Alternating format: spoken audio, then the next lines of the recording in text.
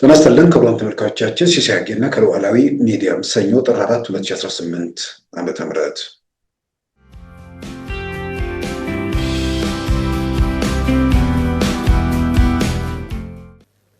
በቅርብና በርቀት ላሉ ሀገራት ያለኝ ምክር ከሚያድግ ሀገር ጋር አትቀያየሙ።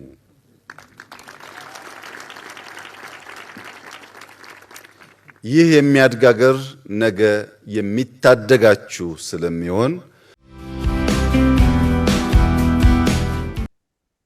ነው። እንግዲህ በአቶ መስፍን መግለጫ ላይ ኦፌኮ ላወጣው መግለጫም ምላሽ ተሰጥቷል። ከ1300 በላይ ሰዎች መኖሪያ ቤት፣ በሌላም በኩል 2700 ምናምን ሰዎች ደግሞ ጨምሮ አጠቃላይ ማለት ነው ቋሚ ገቢ ምንጭ ማግኘት የሚቻልበት ሁኔታ ላይ ስራዎች እየተሰሩ መሆናቸው ተገልጿል። ፕሮጀክቱን ለማስጀመር ባለፈው 1 ዓመት ከፍተኛ ዝግጅት ስናደርግ ቆይተናል። ከነዚህ ውስጥ ትልቁ አውሮፕላን ማረፊያው በሚገነባበት ቦታ ላይ ይኖሩ የነበሩትን አርሶ አደሮች ወደ ሌላ ቦታ ማስፈር ነበር። ይህም በተመለከተ በቦታው ላይ ቤት ለነበራቸው 1359 አባወራዎች ደረጃውን የጠበቁ ቪላ የመኖሪያ ቤቶች ተሰርተው እንዲገቡበት ተደርጓል። You're relocated from maybe a mud house to a villa. You have agro-processing centers. You have $350 million that you have put there for economic activity in that area. I mean, what else could be better? In fact, instead of having a project-affected person, I think these are project-supported people.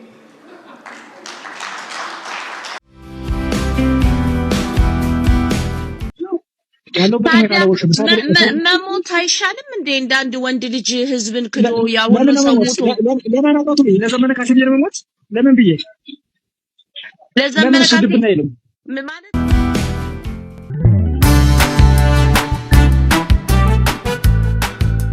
ሉዓላዊ ሚዲያን ይደግፉ። ስራዎቻችንን ለብዙ እንድናደርስ ሰብስክራይብ፣ ሼር፣ ላይክ በማድረግ ሉዓላዊ ሚዲያን ያጠናክሩ። እውነትን እንዘግባለን፣ ኢትዮጵያዊነትን እናቀነቅናለን። መድረኩ ግን ለሁሉም አመለካከት ክፍት መሆኑን እናረጋግጣለን። ሉዓላዊ ሚዲያ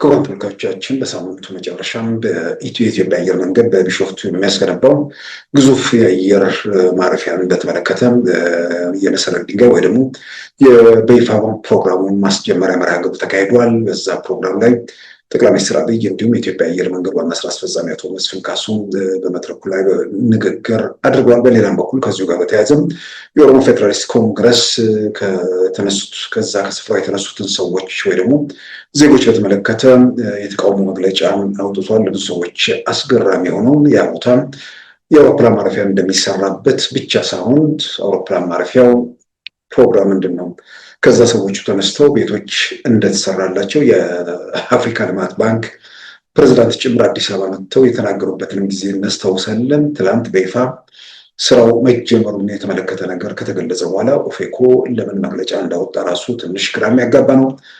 በሌላም በኩል ደግሞ ለምን አየር መንገዱ ምንድን ነው አውሮፕላን ማረፊያው ኦሮሚያ ክልል ይሰራል የሚል ደግሞ በሌላ በኩል እየመጣ ነው። ትክክል የሚያደርግ ብሔርተኝነቱ ኢትዮጵያ ውስጥ ያለው በየሰፈር በየመንደር ተኮልኩለ በዛ መንገድ የምትሄድበት መንገድ ክልል የሚባል ነገር ሊገነጠል አይችልም። ክልል የሚባለው ነገር ከገነጠልክ ከዛ በኋላ ፍርስራሽ ነው የሚሆነው። ወደ ዞነ፣ ወደ ወረዳ፣ ወደ ቀበሌ ትሄዳለህ። ዛሬ ላይ ቆሞ ሀገር ስለመሆን የሚያስብ የሆነ ቦታ ላይ የደነዘዘ ሰው ካልሆነ በስተቀር አሁን ኢትዮጵያ ባለችበት ሁኔታ በክልል ተገንጥይ የሚል ነገር ክልል ከሄድክ በኋላ ከዛ በኋላ ዞን ወረዳ እያልክ መጨረሻ ላይ ደጃፍ ላይ ትገኛለህ። ስለዚህ አሁን በሚታየው ሁኔታ ይሄ ሞቅታው የግርግሩ ዘመን ካበቃ በኋላ የትኛው መንገድ ለኢትዮጵያ የሚጠቅማት? ክልል የለምትለው ሰፈር የለምትለው የትኛው መንገድ ነው የሚጠቅመው? ማንም ጤነኛ የሆነ ሰው ጠንካራ ሀገር አቆይቶ በዛ ጠንካራ ሀገር ውስጥ ተገቢ ሚና ሁሉም ኢትዮጵያ እንዲኖረው ሁሉ ባለቤት የሚሆንበት ስርዓት እንዴት ይመጣል? የትኛው ነገር የትኛው ቦታ ላይ ሊገነባ ይችላል? ኢትዮጵያ አየር መንገድ አስጠናሁ አለ። አስጠንቶ አሰራ። ከቦሌ ዓለም አቀፍ አውሮፕላን ማረፊያ በተሻለ የተሻለ ቦታ አንደኛ ስፋቱ ስለሆነ ብቻ አይደለም። የአውሮፕላን ሲነሱና ሲያርፉ ባሉት ሁኔታ ራሱ ነዳጅ ሙሉ ሙሉ ጭኖ መነሳት የሚችልበት ቦታ ነው ደብረ ዘይት ወይ ደግሞ ቢሾፍቱ። ለምሳሌ ከቢሾፍቱ ተነስቶ አንድ ጊዜ አሜሪካ መግባት ይችላል። ሮም ላይ ወይ ደግሞ ሌላ ቦታ ላይ ማረፊያ ይገባው። ልክ ከዋሽንግተን ተነስቶ አዲስ አበባ ሳርፍ እንደሚያርፈው እንደሚመጣው ማለት ነው። ነዳጅ ለመሙላት አያርፍም። ነዳጅ በቂ ይዞ መነሳት የሚያስችል ከፍታ ነው የሚል ነገር በተለያየ መንገድ ተተነተነ። ማዳበሪያ ፋብሪካ ኢትዮጵያ ውስጥ የት ጋር ቢገነባ ነው ማዳበሪያ ፋብሪካው ተገቢ ግብአት የሚኖረው? የሆነ ስኳር ፋብሪካ የት ጋር ቢገነባ ነው አገዳ በብዛት የሚኖረው? እንዲህ አይነት ነገር ተጠንቶ ሁሉም የትኛውም ቦታ ላይ የሚሰራው ነገር የትኛውም መንደር ላይ ያለው ነገር የኔ ነው የሚል ስሜት ወደሱ መሄድ ነው። እኛ ሰፈር ፖሎ ካልተከለ እኛ ሰፈር እንደዚህ ካላል የሚል ከእንዲህ አይነት ጨዋታ ውስጥ መውጣት ነው። ከእንዲህ አይነት ውዝግብ ውስጥ የምንገባ ከሆነ በመጀመሪያም ህዳሴ የሚያክል ግዙፍ ፕሮጀክት ለምን ተገነባ? ያውም ኢትዮጵያን ጠቅላላ ሀብት ያፈሰሱበት ፕሮጀክት ማለት ነው። ያንን ኢትዮጵያ ውስጥ ስትፈልግ ሀገር ትሆናል የሚለውን ዓላማ የሚያራምደው ቲፒኤልኤፍ ነው። ያን ቢያንስ መሰረቱን ያስጀምራል። ግን ምናልባት ሰዎች ያን አይቶ አንዳንድ እንትኖች ዝም ብሎ ምንድን ነው እንደ መብት ያውታል እንጂ መገጠሉ ስለሚደግፉት አይደለም። ይህም ራሱ አንድ ማሳያ ነው የሚል ትንተና ከዚህ ቀደም አይቻለሁ። መጀመሪያ ተጨባጭ መረጃ ይዘ ተንትን፣ መሬት ላይ ያለው ሁኔታ አንብበ ተንቀሳቀስ። ቤንሻንጉል ጉሙዝ ክልል ከትግራይ ጋር እንዲገናኝ ተደርጎ ካርታ ተሰርቷል። ከጋምቤላ የእርሻ መሬቶች ጋር ቀጥታ የአማራ ክልልን ገፍቶ ቤንሻንጉልን፣ ኦሮሚያ ክልል ገፍቶ ቤንሻንጉል ጋምቤላ የገባ ካርታ አለ። ስለዚህ የኃይል ማመንጫው ሲገነባ መገንጠል የሚል ነገር ሲመጣ ቤንሻንጉልን ጭምር ይዤ እሄዳለሁ በሚል በዛ ስሌትም ጭምር የተሰራ ነው። ኢትዮጵያ ሲያዋጣ ግን የትኛውም ማለት ነው ቤንሻንጉልም ይኖር ትግራይም ይኖር አማራ ክልል ኦሮሚያም የትም ይኖር ለሁላችንም የጋራ ነው ብሎ ውጭ ያለው ኢትዮጵያ ጭምር ያዋጣበት ሀብት ነው። ስለዚህ እንዲህ አይነት ሀብት ሲፈስ ሁሌም የኔ ነው እስካለው የኔ ነው፣ እኔ ካለፍኩ በኋላ የልጆችም የልጅ ልጆችም የሁላችን ነው የሚል እንዲህ አይነት ስሜት ማዳበር ነው። የትኛው ነገር የቱ ጋር ቢገነባ ከሙያ ምንድን ነው ከግብአት ከምናምን አንጻር የሚለውን የባለሙያዎች ተንተና ነው የሚሰጠው። እና አንደኛው የረፈደበት ኦፌኮ ሰዎቹ ተነስተው ሄደው ከ1300 ምናምን በላይ ቤቶች ተገንብተው ከገጠር ቤቶች ወጥተው ቪላ ውስጥ መግባታቸው የአፍሪካ ልማት ባንክ ፕሬዚዳንት እኮ አዲስ አበባ መጥተው እጅግ የተገረሙበትና የተደነቁበት በአደባባይም ምስክርነት የሰጡበት ነው። All those people with villas. You're relocated from maybe a mud house to a villa. You have agro-processing centers. You have $350 million that you have put there for economic activity in that area. I mean, what else could be better? In fact, instead of having a project-affected person, I think these are project-supported people. In fact, if I was one of them, I would be happy to have these kind of projects so that I can be moved and then I can have a bigger house and I can have every single thing. Congratulations for doing that. ፕሮጀክቱ ሳይጀምር የኢትዮጵያ አየር መንገድ ተፈናቃዮች ወይ ደግሞ የተነሱትን ሰዎች ቤት ወደ መገንባት ነው ሄደው።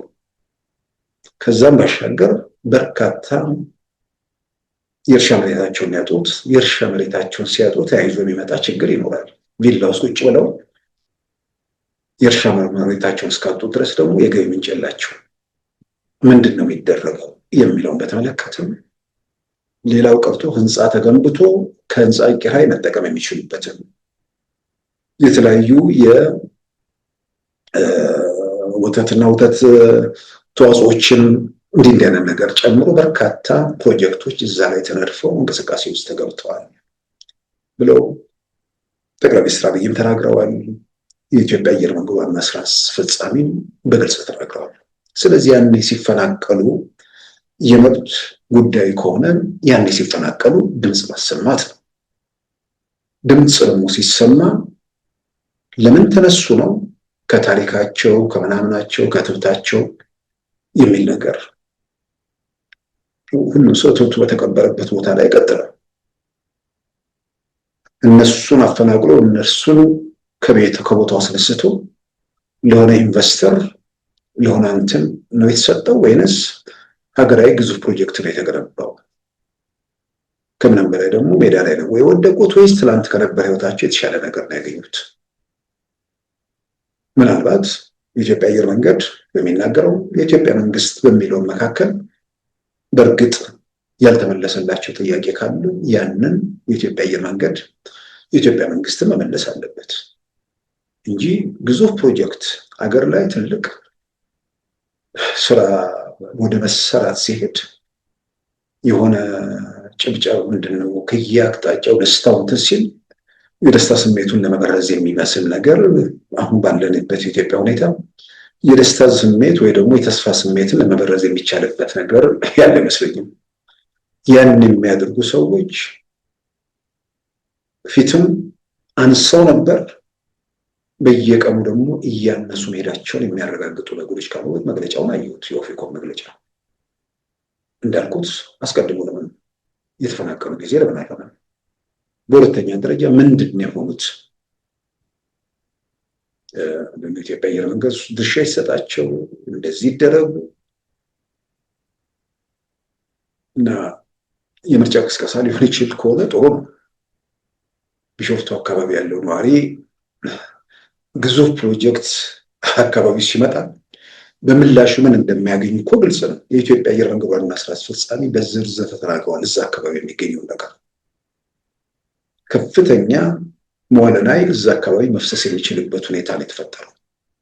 ከፍተኛ ስራ ዕድል የሚገኝበት ሁኔታ፣ አካባቢ ማደግ የሚችልበት ሁኔታ የፈጠረ ግዙፍ እንቅስቃሴ ነው። ስለዚህ አንዳንዴ መግለጫ መውጣት ያለበት ጊዜ አለ። መውጣት ያለበት ጊዜ አለ ብቻ ሳይሆን ሌላ ጊዜ ለመከበርም እንደዚህ በጎ ነገር ደግሞ ሲኖር ይሄ አገሪቱን ኢኮኖሚ የኢትዮጵያን በአፍሪካ ግንባር ቀደም የሆነው የኢትዮጵያ አየር መንገድ የበለጠ ከፍ የሚያደርገው ኢትዮጵያንን የበለጠ በሀብትም በምንም ከፍ የሚያደርግ ነገር ስለሆነ ይሄ የሚያበረታታ ነው። እንዲህ አይነት ፕሮጀክቶችን እንደግፋለን። የተፈናቀሉ ሰዎችን በተመለከተ ያልተመለሱ ነገሮች ካለ እሱንም መንግስት እንዲያው እንሻለን። እንዲህ ብሎ ኃላፊነት መግለጫ የሚያወጣ አካል ሌላ ቀን ውግዘት ሲያመጣ ልማዱ ነው አይባልም። በእርግጥ የሆነ ነገር ክፍተት ጉድለት ባዩ እነዚህ ሰዎች ዝም ብሎ መግለጫ አወጡ የሚባል ነገር ይመጣል። አሁን ኢትዮጵያ ውስጥ የተቃውሞ መለኪያ ሆኖ መግለጫ ማውጣትም ውግዘት ኢትዮጵያ ውስጥ የኢትዮጵያ አየር መንገድ ግዙፍ አውሮፕላን ማረፊያ ስለሰራ ብቻ ሳይሆን ሌላ ሰዎች ሳይፈናቀሉ ምናልባት በአየር ላይ የሚንሳፈፍ አንድ ነገር ለኢትዮጵያ አየር መንገድ ለኢትዮጵያ ትልቅ ግዙፍ ፕሮጀክት ይመጣል። ይሄ ነገር በጊዜ ሂደት ውስጥ የሚያመጣው አደጋ ስለማይታወቅ የኢትዮጵያ መንግስት ይህን ነገር በአስቸኳይ ማስቆም አለበት ብሎ መግለጫ እንደሚያወጡ ቅንጣት ታክል አልጠራጠርም። ፀሐዩ ሊጋርደው ይችላል፣ ወይ ደግሞ ነፋስ ሊያቆምብን ይችላል። እንዲህ አይነት የመግለጫ ሱስ ማለት ነው። የሆነ ወቅት የሆነ ሙከራ ታደርግና በዛኛው መንገድ እንደማያዘልቅ ከታወቀ የግርግር፣ የሁከት፣ የቀውስ ጊዜ ነበር። በዛ መንገድ ግራና ቀኝ ለማየት የተቸገሩ ሰዎች የነበሩበት፣ ሚዲያ ላይ የሚነገር ነገር ፌስቡክ ላይ ተጥቦ የሚናገረው ነገር ሁሉ ትክክል ነው ብሎ የሚያምን ማህበረሰብ ነው። በሚዲያ ደረጃ እንደዚህ በአንድ ጊዜ ሰፍቶ ስላላየ ነው ማለት ነው። ቴሌቪዥን እንኳን ከመንግስት ውጭ የመዝናኛ ቴሌቪዥን አንድ ሁለት ነበር። ከዛ ውጭ አልነበረም። በአንድ ጊዜ ሁሉ ነገር ሲለቀቅ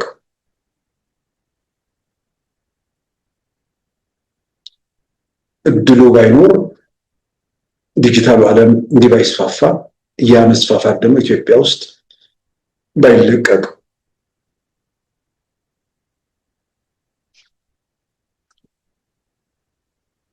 ድሮ በረኝነት ዘመኑ ሲሳደብ የነበረ ሰው አጋጣሚ ያገኘና እንደዛ ወጣ። ከተማ ውስጥ ደግሞ ድንጋይ ላይ ተቀምጦ ወይ ደግሞ መሸታ ቤት እንትን ሲል የነበረው አደባባይ ወጥቶ ተመሳሳይ ነገር ማድረግ ጀመረ። የሰው ልጅ ደግሞ ስስ የሆነ ስሜቱን የሚነኩት በቤተ ክርስቲያን፣ በመስጊድ፣ በማንነቱ፣ በሰፈሩ፣ በመንደሩ ተጠቃ፣ ተገደልክ፣ ተሳደድክ የሚለውን ነገር እሱን ገዛ፣ እሱ ጋር ተዋሃደ። እነዚህን ሰዎች እያደመጠ ቀጠለ። በዚህ መሃል ደግሞ የግርግር፣ የሽግግር፣ የመዋጮ መንግስት የሚጠይቁ ኃይሎች ደግሞ አብረው ይሄ ነገር በቃ ይሄ ጊዜ በደንብ ህዝቡ ከዳር እስከ ዳር ተነስቷል፣ ይሄን መንግስት ማስወገድ ይቻላል በሚል በዛ መንገድ ተጓዙ። ግርግር ተነስቷል፣ ሚሳኤሉን ደግሞ ከተኮስን በደንብ አድርገን እናንበረክከዋለን ያሉ ሰዎችም፣ ጅራፍ የሚያስጮሁትም፣ መግለጫ የሚያወጡትም እስካሁን መጡ። የመጡበት መንገድ በኪሳራ፣ በውድቀት፣ በውርደት ተደምድሟል። በዛ መንገድ ደግሞ አይኬድም። በመጣህበትና በከሰርክበት መንገድ አትጓዝም። በሌላ መንገድ ትሞክራለህ። ሚሳኤል እና ቢኤም እና ታንክ ስታስወነጭፍ ቆይተህ አሁን የወዳደቀ አየር መቃወሚያ መሳሪያ አለኝ ብለህ ለመሞከር ካሰብክ ያው ማሰብ አለመቻልን ነው የሚያሳየው። በመግለጫ በምናምን ህዝቡ ተከፍቷል፣ ተበድሏል፣ እንዲህ ግርግር ምናምን ይፈጠራል ብሎ እንትን ሲል የነበረ ሰው እያየ እየተረዳ ግራ ቀኝ እያማተረ ነገሮችን እየመረመረ ሲመጣ ውስጡ የተጠቀጠቀው ልቦለድ ተረትና ድርሰት ገና ከውስጡ ደግሞ ያልወጣለት፣ ነገር ግን እነዚህ ተስፋ የሚያደርግባቸው ሰዎች እንኳን ሀገር ቀበሌ ለማስተዳደር የማይችሉ ደካሞች መሆናቸውን ሲገነዘብ በጠላትነት የፈረጁለት አካል ጠላት ብሎ ተቀብሏል። ይሄ ጠላት እግዚአብሔር ካልወሰደው እነዚህ ደካሞች ምንም ሊያደርጉት አይችሉም ብሎ እነርሱን መስማት አቁሞ የእነርሱን የተስፋ ቃል ትቶ ፊቱ ወደ እግዚአብሔር አዙሯል። በአጠቃላይ የግዙፉ የኢትዮጵያ አየር መንገድ በአፍሪካ ግዙፍ የሚለው ከሚገልጸው በላይ ግዙፍ ነው። እነ ግብፅ፣ እነ ኬንያ ምናምን ተጨምሮ 4-5 አየር መንገዶች ይከተላሉ የሚባሉት በሩቅ ርቀት ነው የሚከተሉት። ዘ ኢኮኖሚስት ባለፈው ባቀረበው ዘገባ የኢትዮጵያ አየር መንገድ በአንድ ዓመት ያጓጓዘውን መንገደኛ ሁለተኛው፣ ሶስተኛው፣ አራተኛው፣ አምስተኛው በአንድ ላይ አላጓጓዙም ተደምሮ። ስለዚህ አንደኛ የሚለው ነገር ሳይሆን ተፈንጥሮ ተፈናጥሮ የወጣ አየር መንገድ አለ በአፍሪካ ውስጥ ማለት ነው። ኬንያ ጥሩ ነበረች። አሁን የኢትዮጵያ አየር መንገድ እየገዘፈ ሲሄድ ርቀቷ ጨመረ። ግብፅም ጥሩ አየር መንገድ ነበር፣ ኢጅፕት፣ እሱም በብዙ ርቀት ውስጥ ሄደዋል። እና ቢያንስ አሁን በውጩ ማለት ለምሳሌ ዋሽንግተን ዲሲ ባለ አካባቢ የሚኖር ሰው ወደዚህ ሀገር ለመብረር ወደ ዳላስ የሚባለው ዋሽንግተን ዲሲ ያለው ያው ዋሽንግተን ዲሲ አሁን በተጨባጭ ዋሽንግተን ዲሲ ያለው ቨርጂኒያ ነው። ነገር ግን የውጭ ዓለም ሰው ከዋሽንግተን ዲሲ የሚለውን ነገር ስለሚያውቅ ዋሽንግተን ዲሲ ዳላስ ኤርፖርት ይባላል። ወደዛ ጉዞ አንድ ሰው ሲያደርግ ወደ ኤርፖርቱ ሊቃረብ 5 ኪሎ ሜትር ምናምን ሲቀረው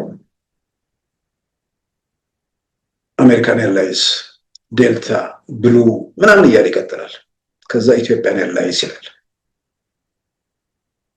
ዝም ብሎ አንድ አሜሪካ የሚያክል ሀገር ውስጥ አየር መንገዶቹ መደዳ ውስጥ መንገድ ላይ ነው ሳይደረስ ማለት ነው። ሲደረስ ደግሞ ራሱ እንደዛ ነው። በዛ ደረጃ ማንም ዝም ብሎ ኢትዮጵያ የሆነ ሰው የሆነ የሚፈጥርበት ነገር አለ። አሁን ደግሞ የበለጠ እያደገ እያበበ የሚሄድበት ሁኔታ ተፈጠረ ማለት ነው። ስለዚህ ምን ማለት ነው? የኢትዮጵያ አየር መንገድ ወደ 110 ሚሊዮን መንገደኞችን ያጓጉዛል የሚባለው በአንድ ዓመት ውስጥ ያጓጉዛል የሚለው ምን ማለት ነው የሚለው በዝርዝር ተቀምጧል። በዓለም ላይ ግዙፍ የሚባሉት አሁን ትልቁ የሚባለው አትላንታ ያለው ነው። በጣም ቢዚየስት ኤርፖርት የሚሉት ወደ 110 ሚሊዮን አካባቢ ነው በዓመት አጓጓዝ የሚባለው ከፍተኛ ቁጥር የሚታየ። ስለዚህ ያን የሚያክል አውሮፕላን ማረፊያ አየር ማረፊያ ኢትዮጵያ ውስጥ ሊሰራ ነው ማለት ነው። የመጀመሪያው ምዕራፍ ብቻ አጠቃላዩ ከፍተኛ ሀብትም ስለሚፈልግ የመጀመሪያው ምዕራፍ ወደ 12 ቢሊዮን ዶላር ያስፈልጋል። አንዳንዶች እንደሚሉት ሁሉም ነገር የኢትዮጵያ አየር መንገድ ለሌላ አካል አልተወውም። አቶ መስፍን ሲናገሩ 30 በመቶ ለኢትዮጵያ አየር መንገድ ያዋጣል። የመጀመሪያው ምዕራፍ በ4 ዓመት ውስጥ ይጠናቀቃል። በ2022 በኢትዮጵያ አቆጣጠር ምንድነው በዛ ጊዜ ውስጥ የተገኘው 60 ሚሊዮን መንገደኞች የሚያሳርፍ አውሮፕላን ማረፊያ። ከ60 ሚሊዮን መንገደኞች ባሻገር 2 መካከለኛና ከፍተኛ ተርሚናሎች እንደገናም ደግሞ በርካታ መኝታዎች ያሉት ሆቴል እንዲህ የተባለ በርካታ የሚዘረዘሩ ነገሮች እዛ ላይ ተቀምጠዋል። ከዛም ባሻገር 1.4 ሚሊዮን ቶን በዓመት የሚያጓጉዝ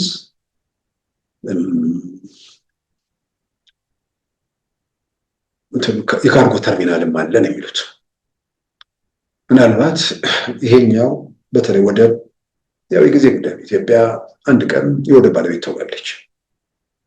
በአማራጭነት የምትጠቀምባቸው ነገሮች አሉ።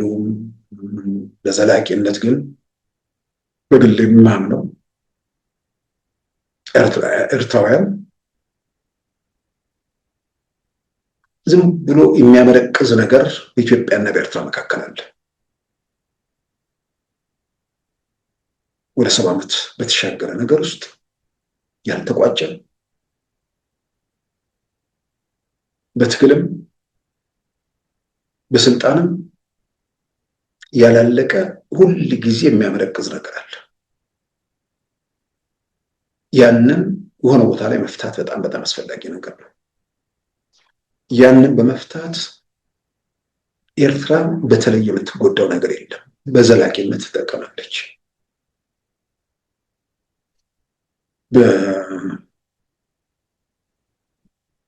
በቢሾፍቱ አየር ማረፊያ ምረቃት ላይ ጠቅላይ ሚኒስትር አብይ የተናገሩት ነገር አለ።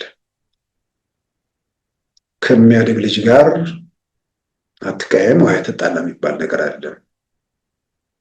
ከኢትዮጵያም ጋር እንደዛ አይነት ነገር እያደገች ካለች ጋር አትጣሉ፣ ነገ ለእናንተም መከታ ልትሆን የምትችል ሀገር መሆኗን ግምት ውስጥ አስገቡ የሚል መልዕክት አስተላልፈዋል። በሀገራችን አንድ አባባል አለ። ከሚያድግ ልጅ ጋር አትቀያየም የሚል ታላቅ አባባል አለ። በቅርብና በርቀት ላሉ ሀገራት ያለኝ ምክር ከሚያድግ ሀገር ጋር አትቀያየሙ።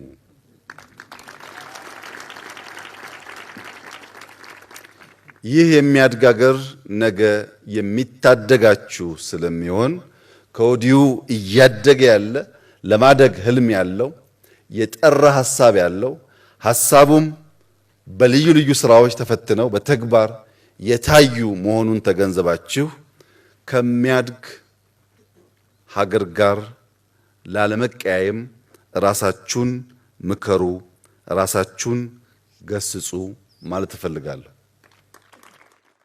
ትልቅ ሀገር ነች፣ እየተነሳች ያለች ሀገር ነች። ቢያንስ ምስራቅ አፍሪካ እያለን ወደ አፍሪካ ከዛም በዓለም አቀፍ ላይ ተጽዕኖ ፈጣሪ ሀገር ነው የመሆን እድሏ ሰፊ ነው። ምልክቶች ከበቂ በላይ እያየን ነው። ከዛም ባሻገር ደግሞ 70 ምናምን ዓመት ሁለቱ በኢትዮጵያ በኤርትራ መካከል ያለው ውዝግብ እንዲሁ እያለ መቀጠል የለበትም። አንድ ቦታ ላይ መቋጨት አለበት።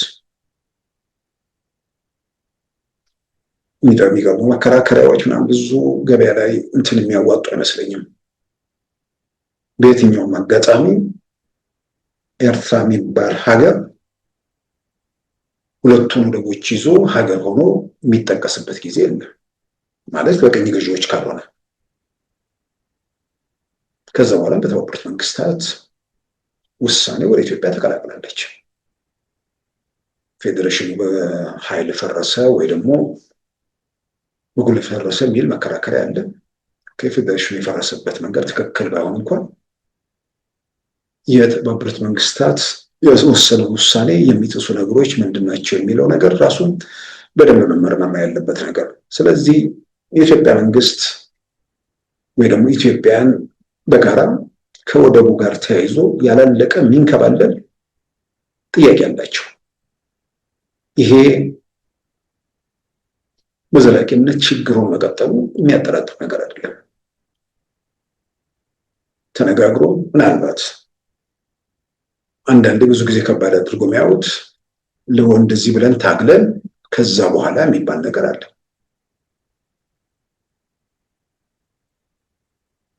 የነጻነታችን በኃይል ተወስዷል ተብሎ የታገለ ኃይል ምናልባት በሽግግር የተወሰነ አካል እንደዛ አይነት ስሜት እንኳን ቢኖር ልክ ኢትዮጵያ ከሶማሊላንድ ጋር እንዳደረገችው አይነት ነገር ዘላቂ የሆነ በህግ የታሰረ ውል ማሰርና በጣም በእርግጠኝነት 10-20 ዓመት ምናምን ከሄዱ በኋላ አንድ ሀገር የመሆን እድሉ ሰፊ ሊሆን ይችላል።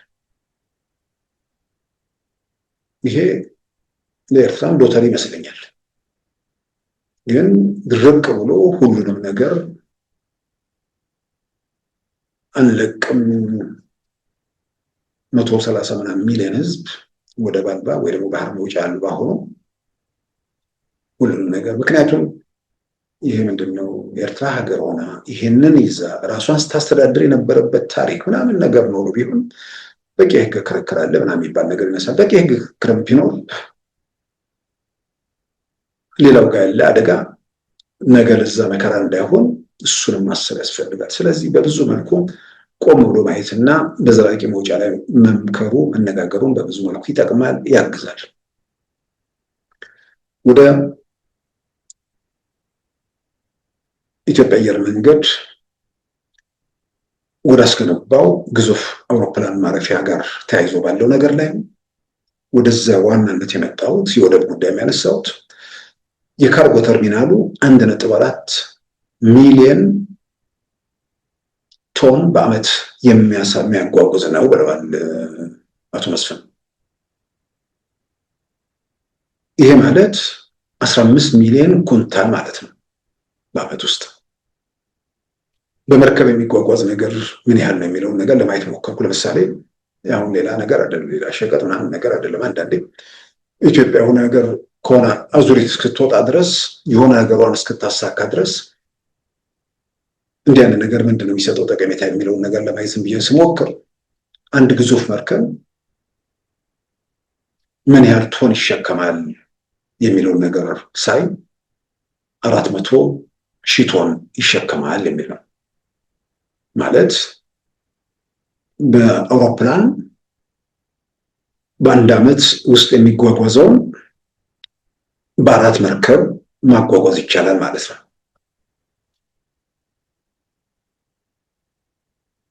ስለዚህ ምን ያህል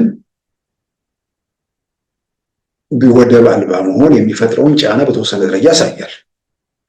በሌላ በኩል ግን መርከቦቹ ለምሳሌ ከጦር መሳሪያ ጋር አያይዘን እናንሳው ብንል ከሩሲያ ጅቡቲ ድረስ ለመምጣት ምን ያህል ቀን ይፈጅበታል? ይሄ ግዙፍ መርከብ የሚለውን ነገር ጭኖ አራግፎ ምን ብሎ እንትን ለማለት 42 ቀን ይፈጃል የሚል ነገር አለ።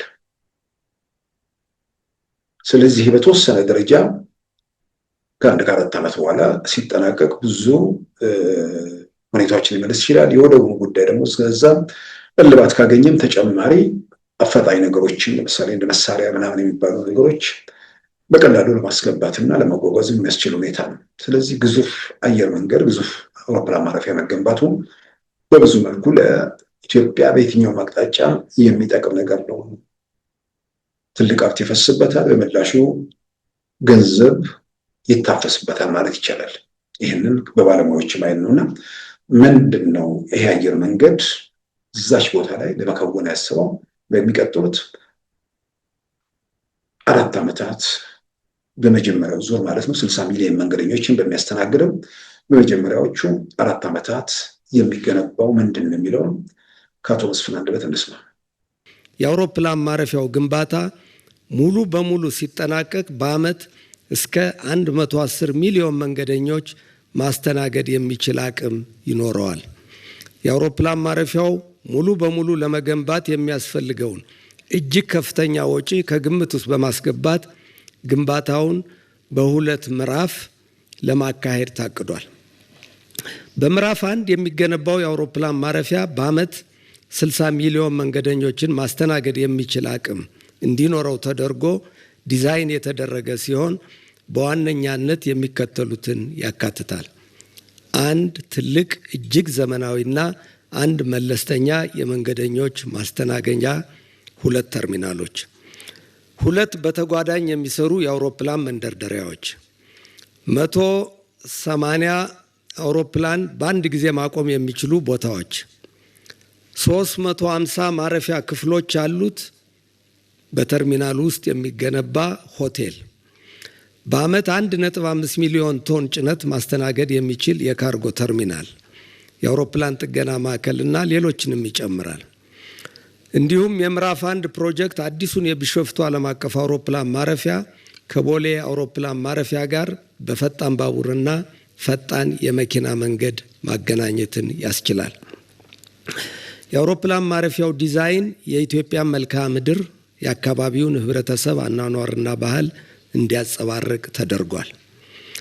የምዕራፍ 1 የአውሮፕላን ማረፊያው ግንባታ 12.5 ቢሊዮን የአሜሪካን ዶላር መዋለ ንዋይ የሚጠይቅ ግዙፍ ፕሮጀክት ነው። ከዚህ ውስጥ 30 በመቶውን የኢትዮጵያ አየር መንገድ ግሩፕ የሚከፍል ሲሆን ቀሪው 70 በመቶ በብድር የሚሸፈን ይሆናል። ፕሮጀክቱን ለማስጀመር ባለፈው 1 ዓመት ከፍተኛ ዝግጅት ስናደርግ ቆይተናል።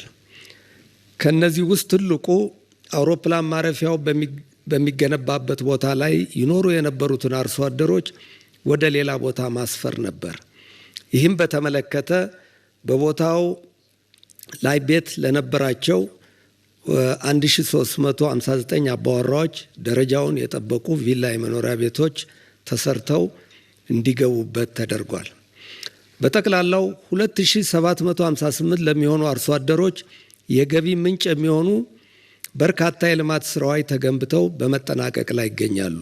ይህም ዘመናዊ የግብርና ምርቶች ማምረቻና ማቀነባበሪያ፣ ለኪራይ አገልግሎት የሚውሉ ህንፃዎች፣ የመስኖ ልማቶች፣ የኮንስትራክሽን መሳሪያዎች፣ ለትራንስፖርት ንግድ አገልግሎት የሚውሉ መኪናዎች፣ የንብ ማር ማምረቻ ፋሲሊቲዎችን ያካትታል። እንግዲህ በአቶ መስፍን መግለጫ ላይ ኦፌኮ ላወጣው መግለጫም ምላሽ ተሰጥቷል። ከ1300 በላይ ሰዎች መኖሪያ ቤት፣ በሌላም በኩል 2700 ምናምን ሰዎች ደግሞ ጨምሮ አጠቃላይ ማለት ነው ቋሚ ገቢ ምንጭ ማግኘት የሚቻልበት ሁኔታ ላይ ስራዎች እየተሰሩ መሆናቸው ተገልጿል። አሁን ኦፌኮ እዚህ ላይ የተሰጠውን ቁጥር የተቀመጠውን ዝርዝር ይሄ ቢባልም ይህን ያህል ቤት ሰዎች ከቤታቸው ተፈናቅለው ቦታ አላገኙም፣ የገቢ ምንጫቸው ተቋርጧል። እንዲህ በማስረጃ አካባቢ ሄዶ ጠይቆ አነጋግሮ የተጠናቀረ ነገር መስራት መንግስት የተሳሳተ መረጃ እየሰጠን ከሆነ ያም ሰው እንዲያውቀው ያደርጋል። የኢትዮጵያ አየር መንገድ የተሳሳተ መረጃ እየሰጠ ከሆነ ያንን ሰው ሊያውቀው እድል ይፈጥራል። በሌላም በኩል ደግሞ በአፈጻጸም ረገድ በመንግስትም በአየር መንገዱም በኩል ችግሩን ለመፍታት የተሄደውን ነገር መሀል ላይ ሊያሰናክሉ የሞከሩ ሰዎችም ካሉ መንግስትም አየር መንገዱም ምላሽ የሚሰጡበት ነገር ይኖራል። ስለዚህ ኦፌኮ የተደራጀ መግለጫ አውጥቶ በትክክል ምንድን ነው የጎደለባቸው? ቤት ተወስዶባቸው ሜዳ ላይ ወደቁ? የእርሻ መሬታቸው ተወስዶባቸው ከገቢ ውጭም ገቢ ምንጫቸው ደረቀ? ይህን የተመለከተ ነገር የለም። ከትምህርታቸው ከምናምናቸው የሚል የትኛውም ልማት እንግዲህ የሆነ ቦታ ላይ ሰዎች ይፈናቀላሉ። ልማት እድገት የሚባል ነገር በእንደዛ መልክ ነው ሁልጊዜም የትኛውም ቦታ ላይ የአዲስ አበባን ኮሪደር ልማት አሁን እንደገና ሌላ ተቃውሟቸው የሸገር ከተማ ግንባታ ጋር ተያይዞ ኦፌኮ እሱንም መግለጫ አውጥቼ ማውጣታችን ይታወሳል ይላል። ሰዎች የሚፈናቀሉ ሰዎች እንትን የሚሉ ሰዎች ሜዳ ላይ እንዳይቀሩ መብታቸው እንዳይገፈፍ እንዳይገደብ እሱን ጥሪ ማድረግ ነው።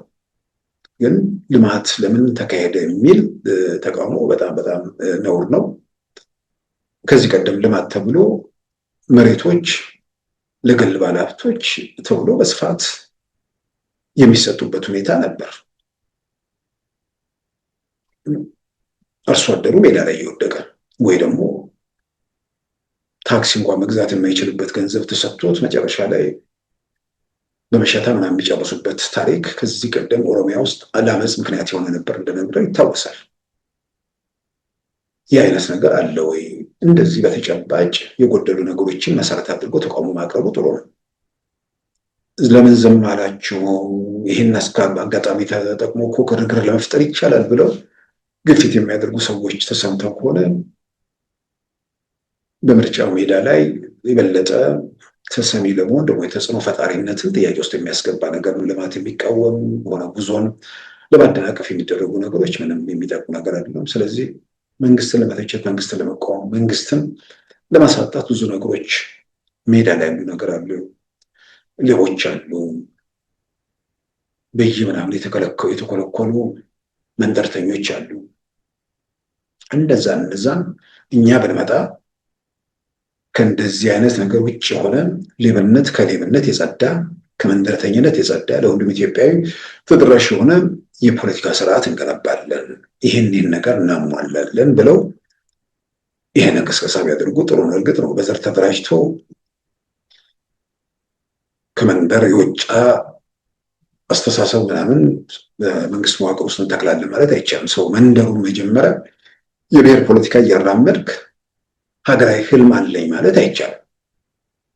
በብሔር ከተደራጀ በየትኛውም አጋጣሚና ሁኔታ የኔ ብሔር የምትለው የበለጠ ተጠቃሚ መሆን የሚችልበት የፖለቲካ ስርዓት እንዴት ኢትዮጵያ ውስጥ ይፈጠር፣ እንዴት የበላይ ሆኜ ልውጣ የሚል ነገር ነው እና በብሔር ተደራጅቶ ሀገራዊ ህልም ማሳካት አይቻልም። በብሔር የተደራጁ ሰብሰብ ብለው ግን በጋራ ወደ ውህደት ሄደው ብልጽግና መቀናቀን የሚችሉበት ጠንካራ ፓርቲ መፍጠር ያላቸው እድል ሰፊ ነው። እዛ ላይ ቢሰሩ በብዙ መልኩ ይጠቅማል ብዬ አምናለሁ። ከዛ ውጭ ግን በኢትዮጵያ አየር መንገድ በኩል እየተሰሩ ያሉ ስራዎች ላይ በዚህ መንገድ እንቅፋት ወይ ደግሞ ደንቃራ ለመፍጠር የሚደረጉ ጥረቶች ብዙ የሚያግዙት ነገር አለ ብዬ አላምንም። እዛ ላይ እንግዲህ የጎደሉ እንዳሉት በተፈናቃዮች በኩል ያሉ ነገሮች ካሉ እሱን በተጨባጭ በዳታ አስደግፈው ይመጡ በብዙ መልኩ ይጠቅማል ብዬ አምናለሁ። ከዛ ውጭ በጅቡቲ ጋር ተያይዞ ያለ ነገር የኢትዮጵያ ጠቅላይ ሚኒስትር አብይ አህመድ ከፍተኛ መንግስት ልኡካን ጋር ትላንት ወደ ጅቡቲ ያው መጓዛቸው ይታወቃል። ያው ለጅቡቲ መሄድ ብዙም ያው ጅቡቲ መሄድ አይነት ነገር አይደለም። የቅርብ ጊዜ ክስተቶች በብዙ መልኩ አካባቢ ላይ ብዙ ውዥንብር የፈጠረ ነገር አለ። የቅርብ ጊዜ ክስተት የምንለው ኢትዮጵያ እስራኤል ለሶማሌላንድ የሰጠችው እውቅና፣ ያን እውቅና ተከትሎ ጅቡቲ ያሰማችው ቁጣ እንደውም ከሶማሊያ በላይ የሆነችበት በዚህ የተነሳ በጅቡቲና በሶማሌላንድ መካከል ያለው ግንኙነት በከፍተኛ ደረጃ የተጎዳበት አንዱ የሌላውን ሀገር ቆንስላ መዝጋትና አምባሳደር እስከ ማባረር የደረሰበት ሁኔታ እንዳለ ይታወቃል። በዚህ ዙሪያ ደግሞ በሶማሌላንድ ዙሪያ ኢትዮጵያ አለች። በሌላ ወገን ተቃውሞ በሚያቀርቡት ወገኖች ደግሞ ከግብፅ ከኤርትራ ምናምን ጋር ደግሞ ጅቡቲ አለች። ከዛም ባሻገር ደግሞ በቀደሙት ጊዜያት ከ2 እስከ 3 ሳምንት በፊት ዘናሽናል ያቀረበው ዘገባ አለ። የጅቡቲና የአሰብ ወደቦችን ለማስፋፋትና ለማሻሻል እንዲሁም እዛ አካባቢ ላይ ምንድነው አነስተኛ የጦር መርከቦችን የውጊያ መርከቦችን ምናምን ለማሳረፍ የሚል ስምምነት አደረጉ በሚል ምንጮችን ጠቅሶ ዘናሽናል ላይ ዘገባ አቅርቦ ነበር። ከጅቡቲ ጋር ምንድነው በሀሳብ ደረጃ ስምምነት መፈጸሙም ከኤርትራው ጋር የኤርትራው ፕሬዝዳንት ካይሮ በነበሩበት ወቅት መፈራረማቸውን የሚገልጽ ነው። የግብፅን ባለስልጣን ጠቅሶ ያቀረበው ዘገባ ያ በሆነ በጥቂት ጊዜያት ውስጥ ዘገባው ትክክል ነው፣ ትክክል አይደለም፣ ግብፃውያን በሆነ ምክንያት ነው ምናምን የሚል ነገር በማር ሲነሳ ነበር። ግን የግብፅ ምክትል ጠቅላይ ሚኒስትር እና የሎጂስቲክ ሚኒስትሩ ወደ ግብፅ ወደ ጅቡቲ ሄደው ከጅቡቲ ባለስልጣናት ጋር ተነጋግረው በወደብ በምናምን በተለያዩ ጉዳዮች ላይ ስምምነት ፈረሙ። ይሄ 10 ቀናት የሞላው ጉዳይ አይደለም። ይሄ ባለበት ሁኔታ እንግዲህ ጠቅላይ ሚኒስትር አብይ ወደዛ ከከፍተኛ ልኡካን ጋር ሄዱት። ከዚህ ቀደም ባላየነው መንገድ ወደቡ መጎብኘትንም የጨመረ ነገር ነው። ከዚህ ቀደም ባላየነው መንገድ በርካታ የስራ ኃላፊዎችም የተጓዙበት ነው። የትራንስፖርት ሚኒስትሩ አሉ፣ የገንዘብ ሚኒስትሩ አሉ፣ ብሔራዊ መረጃና ደህንነት ዳይሬክተሩ አሉ፣ የጠቅላይ ሚኒስትሩ የምስራቅ አፍሪካ አማካሪ አሉ፣ የምድር ባቡር ዋና ስራ አስፈጻሚው፣ እንዲህ በርካታ ሰዎች ኃላፊዎችም አብረው የተጓዙበት ነው። ስለዚህ ይህ ሁሉ ጉዞ በተለያዩ ጉዳይ ላይ ስምምነቶችን ለመፈራረም ጭምር ነው ወይ? ከግብፅ ጋር በተደረገው ስምምነት ላይ የሚፈጥረው ነገር አለ ወይ? ስለዚህ እኒህ አይነት ሁኔታዎች በራሳቸው ትኩረት የሚስቡ ናቸውና ወደዛ የተደረገው ጉዞ አካባቢው ላይ በጣም አነጋጋሪ ሁኔታ በነበረበት ነው። ስለዚህ ይህ ሁሉ ባለስልጣን በአንዴ ሲጓዝ ከመሄዳቸው በፊት ያለቁና አንዳንድ የሚፈራረሟቸው ነገሮች ይኖራሉ ማለት ነው። እንግዲህ ከግብፅ ጋር የተደረገውን ነገር የሚያፈርስ ነው ወይንስ ያም እንደተጠበቀ ሆኖ በሌላ በኩል የሚፈጸም ነው? ያንን እየጠበቁ ከኢትዮጵያ ጋር መስማማት ይቻላል ወይ? ግብፅ ምን ሌላ ፍላጎት አላት? ኢትዮጵያ ላይ ጫና ለመፍጠር አይደለም? ዘናሽናል ላይ ያወጣው ዘገባ እኮ ራሱ ኢትዮጵያን ዙሪያውን ለመክበብ ወይ ደግሞ ኢትዮጵያ ላይ በህዳሴ ግድብ በኩል ያለባትን ነገር ግፊት ለመፍጠር በየትኛው አቅጣጫ እየሄደች ነው ዘገባው ራሱ ሲቀርብ። ስለዚህ እንግዲህ ከግብፅ ጋር ያለውና በዚህኛው መካከል ያለው ነገር ምንድነው? ስለዚህ ትኩረት የሳበ ነገር ነው። በቀጣዮቹ ቀናት እንግዲህ የመረጃ ምንጭ ያላቸው በተለያየ መንገድ የደህንነት መረጃዎችን ያሏቸው አካላት ወይ ይፋ ያደርጉታል ወይ ደግሞ በመንግስታቶቹ በኩል በይፋ የሚገለጽ ነገር ሊኖር ይችላል።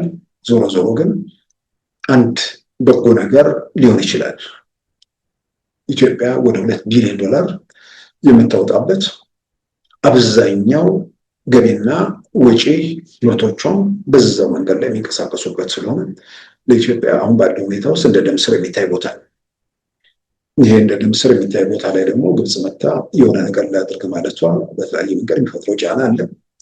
ምናልባት እንደዚህ አይነት ምልክቶች ደግሞ ኢትዮጵያ የወደብ ባለቤትነት የባህር መውጫ ባለቤትነት ሊኖረኝ ይገባል የሚለውን ነገር ምን ያህል አደገኛ እንደሆነ፣ ምን ያህል ወሳኝ እንደሆነ ኢትዮጵያ ወደብ አልባ መሆኗ ምን ያህል ከብዙ ነገር እንደሚያርቃት ገንዘብ ስላለ የሆነ ነገር ስላለ እንደፈለከው ልትሆን እንደማትችል እሱን ጭምር የሚያሳይ ነገር ስለሆነ ኢትዮጵያ በዛ በኩል የምታደርገውን ጥረት የበለጠ ገፍታ እንድትሄድ ሀሳቧን ወይ ደግሞ በዚህ መንገድ ያለውን ጉዳይ አጠናክራ እንድትገፋ የሚያደርግ ነገር ሊሆን ይችላል። እስከዛው ባለው ደግሞ ከጅቡቲ ጋር ባለው ነገር ላይ እንቅፋት እንዳይፈጠር ጥረቶች እየተደረጉ ነው። እርግጥ ነው ኢትዮጵያ የባህር መውጫ የሌላቸው ሀገራት በጎረቤት ሀገሮች የባህር አክሰስ የማግኘት መብት አላቸው የሚል ዓለም አቀፍ የተባበሩት መንግስታት እንትንም አለ። ነገር ግን የጦር መሳሪያ ማስገባት ትችላለች ወይ? ወደቡ በሌላ ነገር ተይዟል ተብሎ ኢትዮጵያ የምትፈልገውን ያህል እንዳታስገባ እንቅፋትና መሰናክል መፍጠር የሚቻልበት ነገር የለም ወይ? እንዲህ አይነት ነገር ብዙ ያንተ ያልሆነ ሁልጊዜም በየትኛው ህግ ቢታገዝ በየትኛው ህግ ቢደገፍ ያው ክፍተት መፍጠሩ የማይቀር ነገር ነው። በዚያም ኢትዮጵያ ሁለት ወንድማማች ከኤርትራ ጋር ዘላቂ መውጫ ነገር ለማብጀት የኢትዮጵያ መንግስት ብዙ እየለመነ ነው፣ ደጅ እየጠና ነው፣ ጥረት እያደረገ ነው። በኤርትራ በኩል አሻፍረኝ የሚለው ነገር ጸንቶ ቀጥሏል። ምን ያህል እንግዲህ መጨረሻውን የምናየው ነገር ይሆናል። በዛ መልኩ ዘላቂ ነገር ምንድነው እየተፈራሩ ወይ ደግሞ ዘላለም ጊዜና ወቅት እየፈንትን እያለ በግጭትና በቀውስ ውስጥ መቀጠል የሚቻልበት ሁኔታ የለም። አንድ ቦታ ላይ የሚያበቃ መፍትሄ ማብጀቱ የሚሻል ይመስለኛል። ምናልባት ያን የሚያደርጉ እንደው በተስፋ መጠበቅ ነው። ያው ግን በኢትዮጵያ መንግስት በኩል ያለ ባህር በር ያለ መውጫ ታንቀን አንቀጥልም የሚለው ነገር ደግሞ ያው በዓለም አቀፍም ደረጃ ድጋፍ ለማግኘት ጥረቶች ተደርገዋል። እንግዲህ ተግባር እርምጃዎችን በሂደት የሚታዩ ይሆናል። በዛ መሀል ደግሞ በንግግር ችግሮቹ የሚፈቱበት ነገር ካለ ለሁሉም የሚጠቅመው እንደሚሆን ይታመናል እና ተስፋ እናደርጋለን። በመጨረሻም እንግዲህ በአማራ ክልል ካለው የጸጥታ ሁኔታ ጋር በተያያዘ ወደ ሰላም መድረክ የሚመለሱ ታጣቂዎች ያው በየቀኑ የሚወጣ መረጃዎች ላይ ይህንን በየቀኑ በርካታ ታጣቂዎች ወደ ሰላም መድረክ እየተመለሱ ነው። የመጡትን ደግሞ በዲዲአር ፕሮግራም ታቅፈው በዛ ሂደት እያለፉ መሆናቸውን የሚወጡ መረጃዎችን እያሳዩ ነው። በተለያየ መንገድ ደግሞ በአመራር ላይ ያሉ ደግሞ ወደ ፖለቲካ ሂደቱ ለመግባት መቶ አለቃ ማስረሻ ሰጤን ጀምሮ በዛ መንገድ እየተጓዙ መሆናቸው እየታየ ነው። በርካቶች እንግዲህ ወደ ሰላም መድረክ እየተመለሱ ነው። በተለያየ መንገድ ያው በአንድ በኩል እውነት መስሏቸውም በሌላም በኩል ደግሞ የስልጣን ጥያቄም ያው እንዳልኩት ፕሮፓጋንዳው ገዝቷቸው ህዝባችን ተበደለ፣ ተረገጠ፣ ተገፋ፣ ተከበበ ብለው እንደዛም ነው የሄዱ ሰዎች አሉ። ቅንጣት ታክል ደግሞ በማያጠራጥር ያችን ሽፋን አድርገው ምንም እንደሌለ ምንም ከበባ ምንም ነገር እንደሌለ አውቀው የስልጣን አምሮታቸውን ለማሳካት ያንን በአጀንዳነት ሲያውለበልቡ የነበሩ አሉ። በሁለቱም መንገድ የተጓዙት ዞሮ ዞሮ እየመጡ ያ በየትኛው መንገድ በጉልበት አሳካለው ስልጣን ይዛለው ብሎ ተንቀሳቅሶ ስልጣን በዛ መንገድ እንደማይገኝ በሌላም በኩል ደግሞ ያ የተጓዙበት መንገድ ህብረተሰቡን እያጎሳቆለ መከራውን ፍዳውን እያሳየ መሆኑን ተረድቶ ከዚያ ዙሪት ለመውጣት ወደ ሰላም መድረክ መመለስ በመጨረሻም ሰዓት ቢሆን ኃላፊነት የሚሰማው ተግባር ነው። በሌላም በኩል ደግሞ ሲነገር የነበረውና በተጨባጭ ባለው ነገር መካከል ያለውን ርቀት እያዩ መሪ ተብለው እዛ ያስቀመጧቸው ወይ ደግሞ የሚመሯቸው ሰዎች የሚያደርጉትን እንቅስቃሴ እየገመገሙ ከዚያ ዙሪት መውጣት አለብን ብለው ወደ ሰላም መድረክ የሚመለሱ ደግሞ ያው ቁጥራቸው እየጨመረ ነው። አሁን ሰሞኑን በሳምንት መጨረሻ ኤልያስ ደባስ የተባለ አሻራ የተባለ ሚዲያ ጋዜጠኛን ጨምሮ በርካቶች እንግዲህ ወደ ሰላም መድረክ እየተመለሱ ነው። ምናልባት አሻራ የተባለው ቀደም ሲልም ስከታተለው ነበር። ማለት የፋኖ አካባቢ ያለ ነገር እዛ ጋር ማየት የሚቻልበት ሁኔታ አለ። በጣም አክራሪ በቃ ጥላቻ የሚለው ነገር ከሚገልጸው በላይ እዛ ውስጥ የተነከሩ ሰዎች ናቸው። እዛ ላይ ቆይተው በዛ መንገድ ላይ ተጉዘው በአንድ በኩል በዛ መንገድ ህብረተሰቡን እስከ መጨረሻ ማስቆጣት ጥቅም ይገኝበታል ብለው አስበው ለስልጣን ጥያቄ ሊሆን ይችላል። በሌላም በኩል ደግሞ አምነው ከምር ያ ነገር እየደረሰ ነው ብለው ተገንተን ብለው ሰርተው ሊሆን ይችላል። ግን በጣም አክራሪ እንትን ነበር። የዛም ሰው ወደ ሰላም መድረክ ተመልሷል። ትልቅ እርምጃ ነው። አሁን ያ ሰው መመለሱን ተከትሎ እዛ ካምፕ ደግሞ የሚጻፉ ምናምን ነገሮች እያየው ነው። ድሮም ጋዜጠኛ ተብለው እዛ የሚገቡትን ሰዎች ማመን አልነበረብንም የሚል፣ በሌላም በኩል ደግሞ አንድ ቦታ የተቆረጠ ድምፅ ማነው አያሌው መንበሩ ያወጣውን አየሁት። አንዲት የፋኖ ደጋፊ ጋር ነው የሚያወራው ራሱ ይሄ የመጣው ጋዜጠኛ። ታዲያ ለዘመነ ብዬ ልሙት ልሾ ይላል። ልጆች አሉ፣ ሌላው እንኳን ይቀር። ኦኬ ብቻዬን አይደለሁም። ለልጆች ትኖሪያለሽ፣ ለባለቤትሽ ትኖሪያለሽ፣ ለህዝብሽ ለወጣሽ ለዓላማ ትኖሪያለሽ። ባለፈው ብዙ ነገር አውርቼሽ ነበር። ብዙ ነገር እቺ ማለት ነው። ገብርሸትን በዛ ልክ የተቃወምክ ሰው እየገረመኝ እኮ ያው ለትግሉ ለህዝቡ ስል ነው ለትግሉና ለህዝቡ ስል ነው የቆየሁት እና ሁሉ በቲፎዞ ነው ሁሉ በምናምን ነው ምን ማድረግ ነበረብኝ ጊዜና አንተን መጠበቅ ነበረብኝ ነው ጥያቄ ታዲያ ገብርሸትን ያን ጊዜ ለምን ተቃወምከው በዛ ልክ ቻኮለ ብዬ ነው መጣገስ ነበረበት ብዬ ነው ግን ከዛሬ ነገ እነዚህ ሰዎች ካልተስተካከሉ እንዴት አብረን ይቀጥላል እነማን ናቸው የሚስተካከሉት የምትላቸው ራሱ ዘመነ ካሴ ራሱ ምኑን ነው የሚስተካከለው ዘመነ ካሴ እሱን በዝርዝር አወራሻለሁ ማለት አሁን ጽፈሽ ስራ ይወጣ ያለው እሺ ምንሽ ባንዴ በዳይቆሽ ማወራሽ እንትን አይደለም ማለት ዘመነ ካሴ ነው ወይ ትግሉ ማለት ነው ለዘመነ ካሴ አንድ መሪ ነው መሪ ነው ጉባ እንደ መሪው ነው ማለት በሱ ስር ያሉት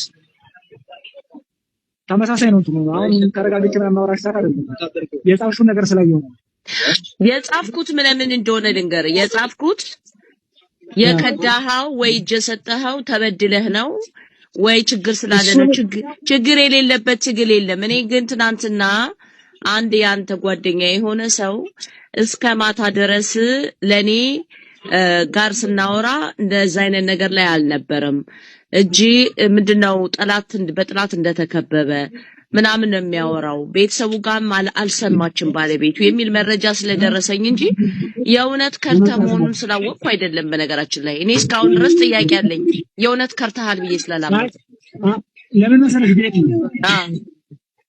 ማንንም ስለ ነገር ግጠኛ አይደለም አልፎ ቦታው ላይ ያለው ደግሞ እኔ ነኝ ማንም ምን ሊል ይችላል ማንም ምን ሊያወራ ይችላል ገብተሻል ምንሽ እኔ ምን እንደሆነ ምናልባት አንቺ በዝምታ ነው ምን ይደርስብኝ እንደሚችል አላወቅሽም ያለው በተመጣጣኝ አላወቅሽም መሞት አይሻልም እንዴ እንዳንድ ወንድ ልጅ ህዝብን ክዶ ያውኑ ሰው ሞቶ ለማን አውጣቱ ለዘመነ ካሴ ለመሞት ለምን ብዬ ለዘመነ ካሴ ማለት ለዘመነ ካሴ ብለህ ነበር እንዴ መጀመሪያ የወጣው አይ የትግሉ አቅጣጫ እኮ አንቺ ስትተሽ ነበር የትግሉ አቅጣጫ እኮ አሁን ትግል ላይ አይደለም ያለው ይኸውልሽ እኔ እየሰማሽ ነው እኔ እውነትንና ማይክሽን የወጣሁኝ እንደ ሰው እንትን የለኝም ሎቢስት የለኝም ገንዘብ የለኝም ጦሩንና ትግሉን ያማራን ህዝብ የኔ የወጣሁኝ እንዴት ገንዘብማ ነበረህ እኮ እኔ እኮ ከባለ ሀብቶች ራሱ የወሰርከውን እኮ ገንዘብ አውቃለሁ እንደውም በዚህ ህዝብ በጣም ነው የነገድከው እንጂ አይዲዮቲ አንቺ ነገር ደግሞ በቃ እንደው አይደለም ለምን መሰለህ እንዴ እስከሚበቃ ድረስ ከነገድክ በኋላ እንደገና በሐቀኝነት ህዝብ ለህዝብ የቆሙ ጀግኖችን መወንጀል ማለት ምን ማለት ነው ይመስልሃል እኔ አሁን ይሄንን መቀበልህ ለአንተ እና ለምን መሳተከ በመጥቀጥ አዝማሪ አይደለሽ አንቺ አልተማርሽ ምን ይገባሻል አንቺ የታባክ እንደምደርስ ነው ያለ አንተ ከካም ዘመነ ካሴ ለምን ተመለስክ የሚል በሌላ ወገን ደግሞ ጨዋታ በርክቷል እነዚህ ወደ ሰላም የሚመለሱትን ሰዎች የሚቃወሙ ለምን ወደ ሰላም ተመለሳችሁ የሚሉ አካላት ሁሌ የማይገባኝ ነገር ወደ ሰላም ባለመመለሳቸው ወደፊት እየመጡ እኮ አይደለም እየራቁ አድራሻቸው እየጠፋ ምናልባትም መደበቂያ የሚሆነው ማህበረሰብ ሁሉ ከዚህ በኋላ መደበቂያ እንደማይሆን እየተረጋገጠ የመጣበት ሁኔታ ነው ምክንያቱም ነፃ አውጪዎች ሳይሆኑ የጉስቁልና የመከራው ምንጭ ሆነው ስለተገኙ ሊደብቃቸው እንደማይችል ግልጽ እየሆነ ነው በሌላም በኩል እየራቁ ጎረቤት ሀገር ድረስ ደርሰዋል አንዱ እሱ ነው ከምንም በላይ ግን ለምንድን ነው እዛ ቦታ ላይ የሚሞቱት ለምንድን ነው እዛ ቦታ ላይ የሚንከራተቱት እንትኖቹ መሪዎቹ ምናምን ያልኩልህ እነሱ ጠቅማላቸው ምን ስለተፈጠረ ምን ስለጎደለ ምን ስለደረሰበት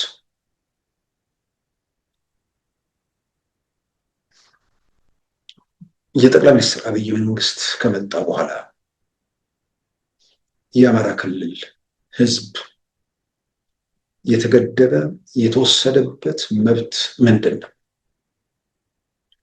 ሸኔ ገደለ ምናምን እሱን ተረት ማቆም ነው ሸኔማ አሁን ተባባሪያቸው ነው ለምን እንደሚገድለም ለምን እናንተ እንደምታጫጫውት ግልጽ ሆኗል።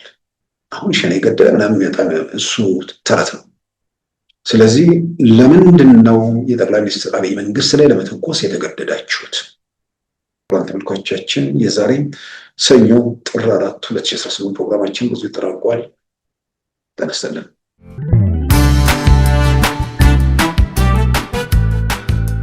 ሉዓላዊ ሚዲያን ይደግፉ። ስራዎቻችንን ለብዙ እንድናደርስ ሰብስክራይብ፣ ሼር፣ ላይክ በማድረግ ሉዓላዊ ሚዲያን ያጠናክሩ። እውነትን እንዘግባለን፣ ኢትዮጵያዊነትን እናቀነቅናለን። መድረኩ ግን ለሁሉም አመለካከት ክፍት መሆኑን እናረጋግጣለን።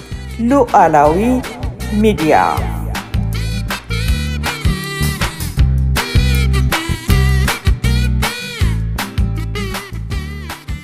የዛሬ ሰኞ ጥር 4 2018 ፕሮግራማችን በዚሁ ተጠናቋል። ተነስተልን